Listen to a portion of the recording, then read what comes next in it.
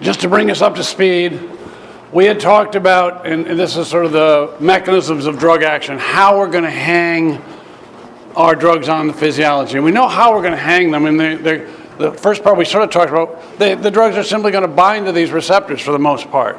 And that's going to be an affinity process, and we'll talk about that at quite a bit of length. Then we talked about the fact that we've got agonists, antagonists, inverse agonists, partial inverse agonists. And so after they bind, they've got to do something else. And we're going to talk about how we're going to sort of characterize that. And then we're going to talk about a concept called spare receptors, which we haven't introduced at all yet.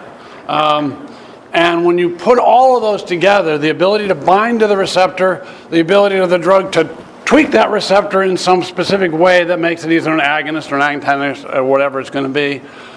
And then lastly, whether or not there might be spare receptors, you come up with this, some idea of what's the magnitude of that drug effect going to be? How big of an effect is it going to produce?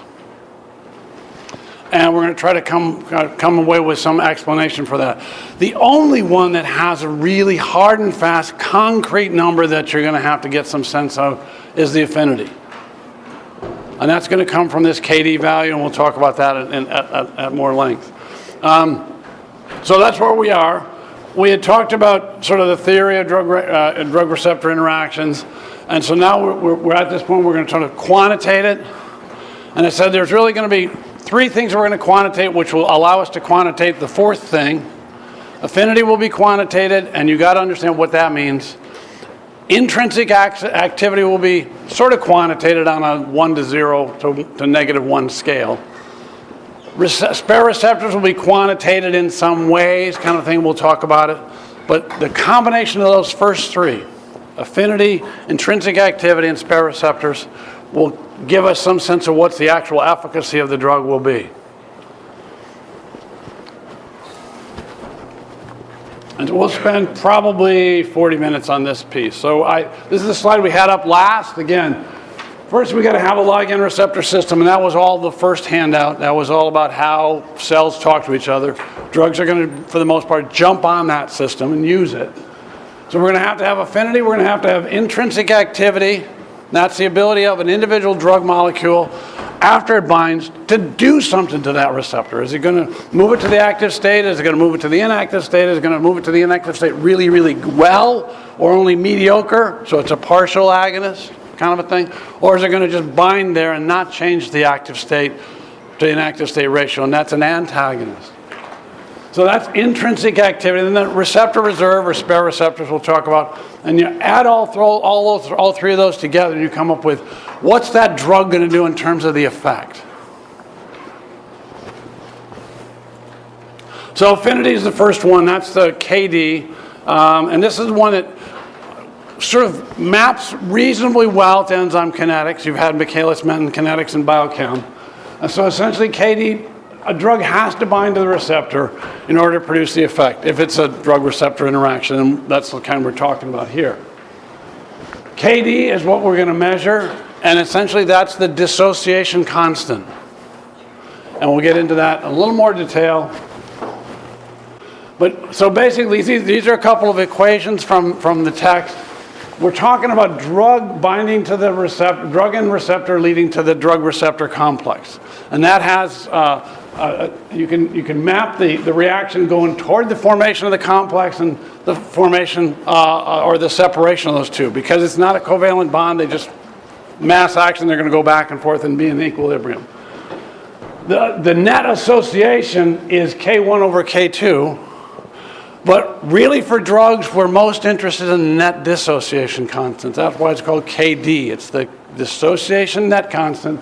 It's KD. It's really the net movement from the drug receptor complex back to the drug and receptor separate entities. KD is the dissociation constant. Why do we care about KD, the dissociation, more than the association? Yeah.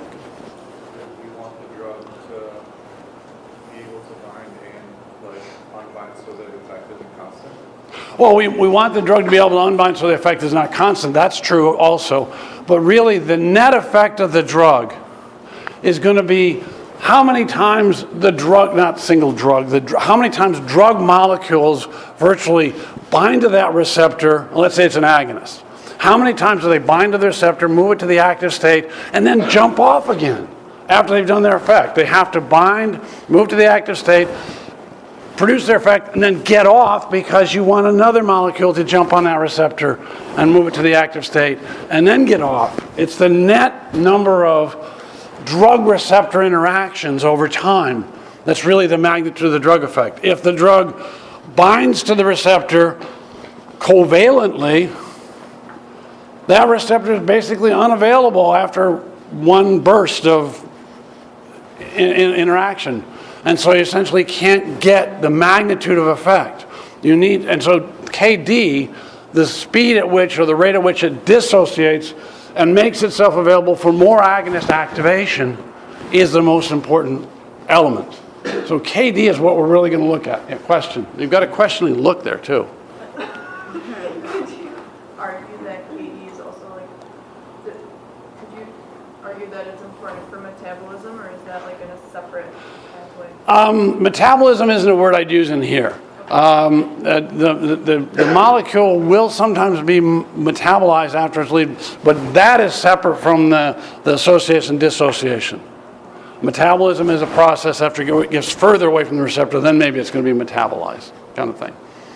But essentially, it's really the net number of times drug molecules can bind to the receptor, move it to the active state, produce the effect, jump off again, and let more molecules do that. And the most important step after you've done your activation is get the heck off the receptor so another molecule can get on. And that's why KD is really the most relevant term.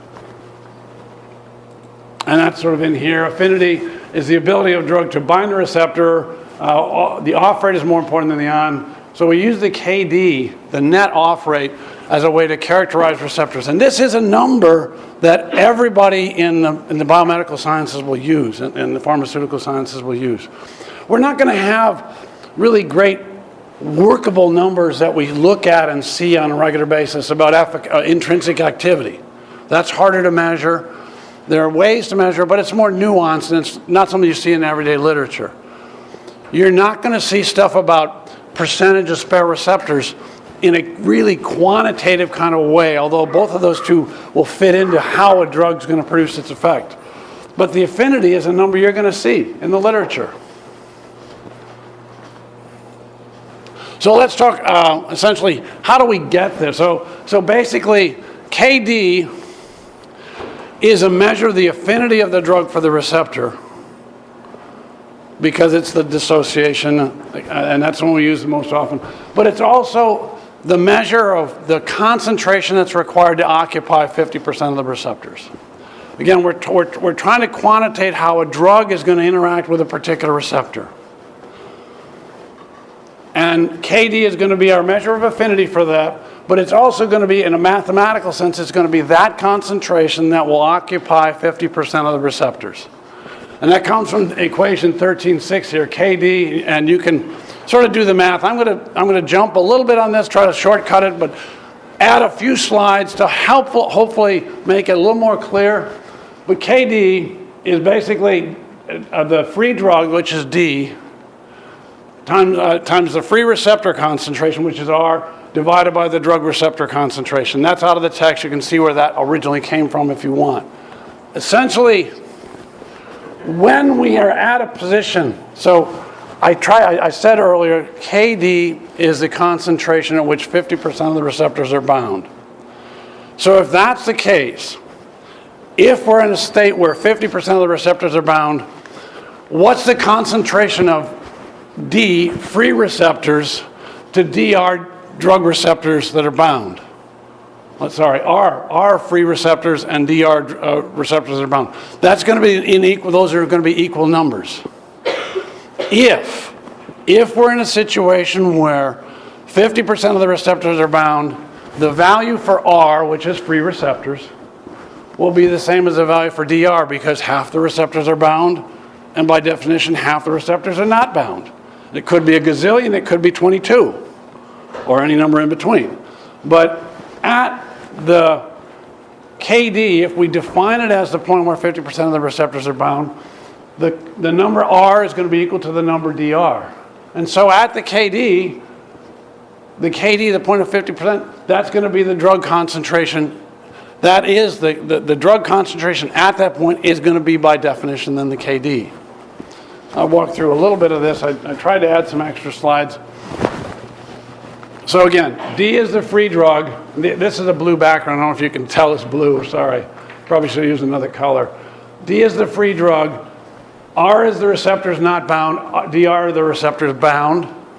And so when 50% of the receptors are bound, when DR and R are the same, they'll cancel out, and the KD is actually that drug concentration. So the concentration at which 50% of the receptors are bound is the KD. The drug concentration when 50% of the receptors are bound. Any other numbers you plug in there, and you won't get that exact example. You get the full range of concentration versus binding. This is actually from the next chapter, but I thought I'd throw it in and try to give you some sense of it. This is the enzyme kinetic stuff, Michaelis-Menten stuff. You've probably seen this before. Substrate versus Vmax of enzyme activity, and you have a Km, which is the concentration at which you get a half maximal effect. That substrate concentration that gives you your half maximal enzyme activity. By parallel, and again, this is from the next chapter, but I stole it. I relabeled it a little bit. If you have the drug concentration now here on the x-axis, instead of the substrate, this is a drug, and now this is a receptor, and you have the fraction of receptors occupied going up to all of them, 100% is a fraction of 1. KD is that concentration for that drug and that receptor that occupies 50% of the receptors. It's very, very comparable to Km in Michaelis-Menten kinetics. That is the very, very commonly used value to quantitate drug receptor interactions. It's relatively easy to obtain in a classic kind of a receptor binding assay. It is valid for a lot of kinds of comparisons, and so it provides a quantitative kind of piece of information about the affinity of that drug for that receptor. It is very specific for a particular drug and a particular receptor. For example, we have a drug, we've got a natural ligand, norepinephrine. Norepinephrine can bind to alpha receptors. It can bind to beta receptors. Within the alpha group, there's alpha 1 and alpha 2. Within the beta group, there's beta 1, beta 2, and beta 3. It does not have equal affinity for all of those receptors, but when norepinephrine in me binds to my beta 1 receptor in my SA node, it has an affinity comparable to your norepinephrine binding to your beta 1 receptor in your SA node. It is consistent across individuals, but it's unique to that particular receptor. So the norepinephrine binding to the alpha receptor may not have the same affinity, because it reflects essentially how well does the norepinephrine molecule park on that receptor surface. Yeah, question.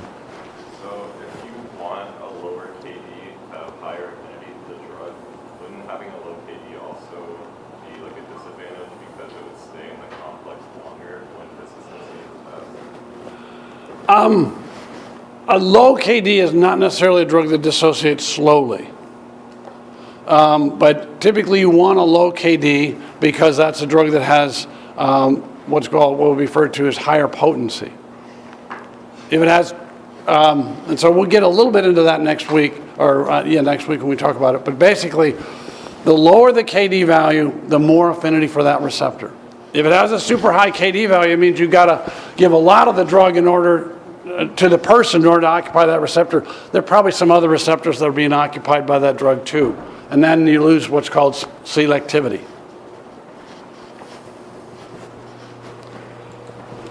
This is just an example, and this is out of antidepressant literature, but these are a bunch of antidepressants, and if you're in a pharmaceutical company and you're trying to build a new antidepressant, what you probably do, at least you did up to about 10 years ago, is you had a whole array of receptors and transporter molecules and potential sites of action, and you just made a new drug and you laid it out against those receptors and said, what's the KD? For what's the affinity of that drug for those various receptors? And that would give you some potential information about possible use. And again, KD is a hard and fast value that is sort of universally accepted as the way to measure the affinity of the drug for the receptor. It's out there, you'll see it a lot. Drugs with a low KD tend to be the ones that we want to use because, especially if the KD for the receptor of interest is much lower than the receptor for some other side effect that we might not be interested in. So it's a way to also, looking at relative KD values, we get a sense of what the selectivity of the drug might actually be too.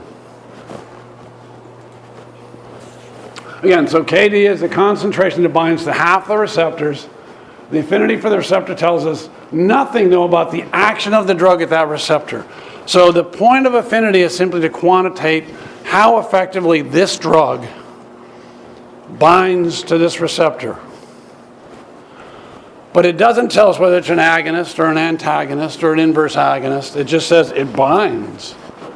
Agonists, antagonists, inverse agonists all have affinity. They'll all bind to the receptor. And that's sort of the basis of what's called occupation theory. But occupation theory sort of falls down because it doesn't allow us to say, well, when this drug binds, it does this, and when this drug binds, it does the opposite thing. When this drug binds, it doesn't do anything to the receptor. That requires more than simply occupation. We have to have that to go to the next step, but the next step is looking at the actual intrinsic activity of the compound. So again, this is occupation and KD. So occupation theory is based on this affinity thing. According to occupation theory, we're going to get a 50% response when 50% of the receptors are occupied. You're going to get a 100% response when you occupy all the receptors. But there's a problem. And I said this before. The problem is it won't differentiate between an agonist and an antagonist because they both will bind to the receptor. And occupation theory says they're not different. If the KD is 10 nanomolar between an agonist and antagonist, simply looking at affinity won't tell you how they're different. They could both have a KD of 10 nanomolar, or micromolar, whatever it would be. The other thing that occupation theory doesn't do, and we'll come back to this a little bit more too, we haven't, this sort of a newer concept, is that occupation of the receptor doesn't tell the whole story if there are what are called spare receptors. And that is an awful term. And we'll get to it, and I'll tell you why it's an awful term, because it's an adjective for the noun receptor, and it shouldn't. That's not what's different in the system. It's not receptors that are different. It's something that's beyond the receptor that's different, but they call them spare receptors.